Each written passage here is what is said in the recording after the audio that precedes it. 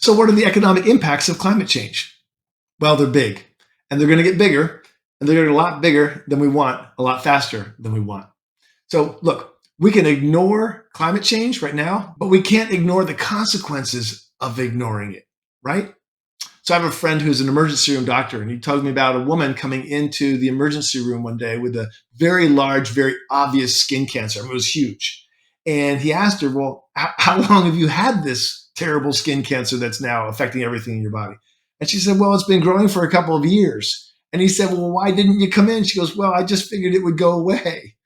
And that's kind of like what we do with climate change. We just all want to ignore it because we all really just want it to go away. But the fact of the matter is the negative economic consequences of climate change, if nothing else, are going to totally disrupt your personal economy, your ability to retire, the cost of things, and your ability to be, do, and have what you want financially in the world. And it's going to happen faster than you think. So recently, Dr. James Hansen, who is the preeminent climate scientist in the world, put out a paper with he and his research team had put together over years of research showing that we're well over 1.5 right now. And we're on our way. We've baked in other words, sort of like if you go to the top of the Empire State Building and you take an egg and you drop it over the edge, you have baked in, you have already predetermined that egg is going to go all the way down, hit on the pavement, and splat. It hasn't happened yet. Maybe it's still down around the 50th floor by the time we're still talking, but then boom, splat. So you've baked it in. It's irreversible. It's going to happen. So we are going to hit plus 2.4 Celsius above pre-industrial because it's already baked in. There's a lot of science reasons. I'm not going to go into those today. But what does it mean for you? And what does it mean for the economy? And what does it mean for what's going to happen in the next 15 to 20 years as that 2.4 Celsius comes online? Well, you can already see the economic impacts everywhere. We're having these dozens of billions of dollar disasters several times a year in the United States because of climate.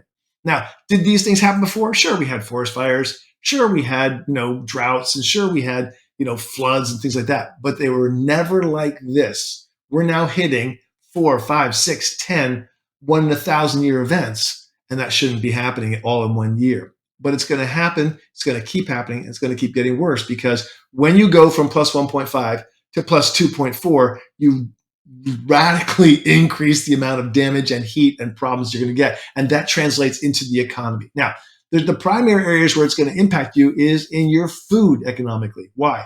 Because what's going to happen is as it gets hotter, food becomes less productive. And then you have these heat spikes. So just a few years ago here in Oregon, Washington, and British Columbia, we had a heat wave of 3 days where it got 116 in Portland, 118 in Seattle, and over 122 in British Columbia. And it destroyed in 3 days $10 billion worth of food. Now, if you lose that food this year, you can't just start a new crop tomorrow. You have to wait till the next growing season. That means that food is gone. What happens when that hits the breadbaskets of the Dakotas and the Plains states? What happens when that hits other growing regions in California with all the fruits and vegetables, or in Mexico? When that happens, you just lose a massive amount of food. And that's going to happen more and more frequently with more and more damage happening because you're going to get higher temperature spikes as we go along, right? Now, someone might say, well, temperature spikes aren't a big deal. Really? If you have a kid and their temperature goes up to 110, they're dead. If you have a kid in their body, right? Not 98.6, but 105, 107, 110. If they go past 104, you better get them to a hospital. If it goes to 106, they're starting to get brain damage. If they go to 110, they're going to die. So it's the same thing with food. If you have some heat, that's good. More heat, not so good. A lot of heat, giant heat spikes, food is gone. So it's not just agricultural food, it's livestock because it kills cattle, it kills chickens, it kills different food that people eat. It also affects the water. When the water gets too hot, the fish stop breeding and they move north. So you lose the ability to catch those fish that you were fishing and bringing to the market. That goes away. A lot of these things are going to impact you. The scientists expect, the modeling shows a loss of 20 to 30% of grains. That's rice, wheat, barley, corn, sorghum, etc. We lose 20 to 30% by plus 2.4 degrees Celsius. And you lose about 15 to 20% of all food. Well, population's growing, food declining, bad combination. So that means prices go up, right? So when there's less food, more people, prices are going to go up and up and up. So that's going to be huge. Plus, all the inputs are going to go up in price. Anytime food goes up, it triggers a cascading effect, like pushing over a domino into a whole bunch of other things that cause the prices of other things to go up because food costs more. Okay? Next impact, economic impact.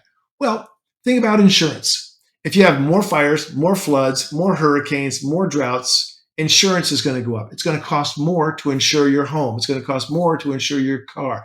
In fact, in many places already, it's almost impossible or very, very difficult, and it's going to become impossible to get fire insurance or hurricane insurance or flood insurance. If you can't get insurance, you can't buy the home because you can't get a mortgage.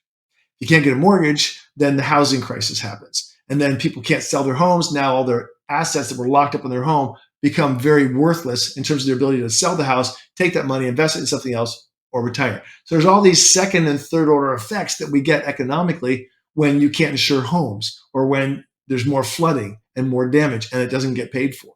So there's additional things.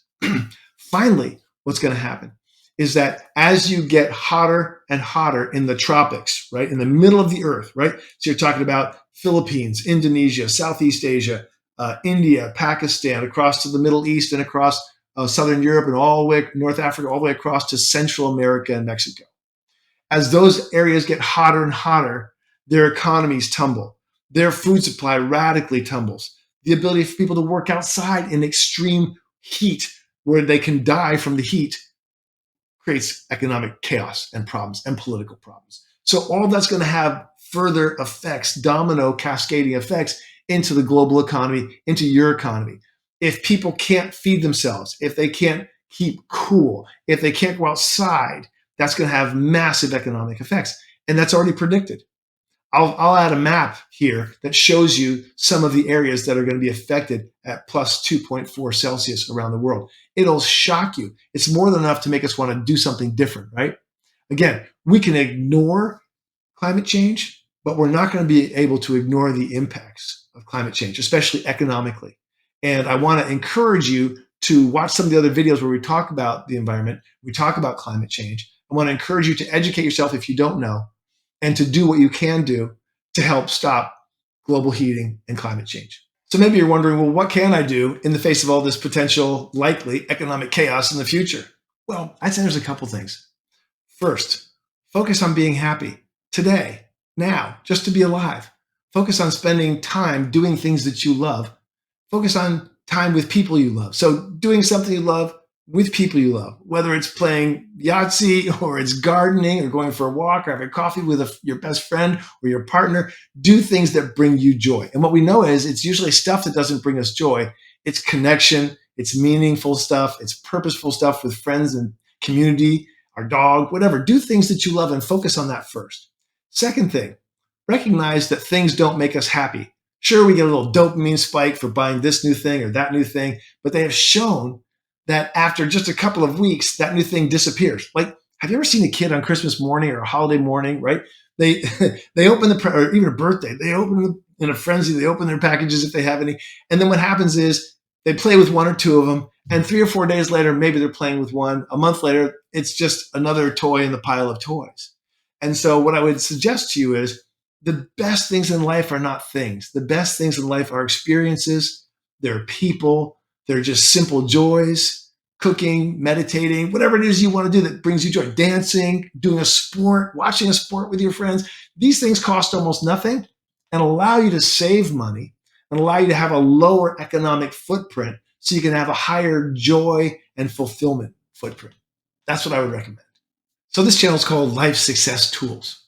And the goal is to help you make better sense of the world, to give you the tools that you need, the ideas, the inspiration, the motivation, and the insights necessary to navigate and chart your life so you can be, do, and have what you want in the face of things that we don't control and with the things that we do control. So that's the goal of this channel. And what I hope for you is that you'll watch the videos, learn, become more powerful, to become more able to chart your course, to have better clarity about your life, and to be able to make better decisions for you in the face of these things that we don't really want to have to deal with, but we're going to have to deal with.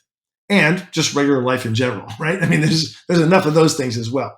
So that's what the purpose of the channel is. If you like what you hear, if you have something you want to say about it, go down below add a comment. Say, I get this, it makes sense. Or I don't believe you, here's why. Or I think that doesn't make sense because of this. Or I want to know more about that. Let us know what you think, because we're orienting this channel around what you need. Also, like, subscribe, and down below there's a really cool ebook that I made just for you called Change Your Mind, Change Your Life. It's part of this whole process, and I made it just for you.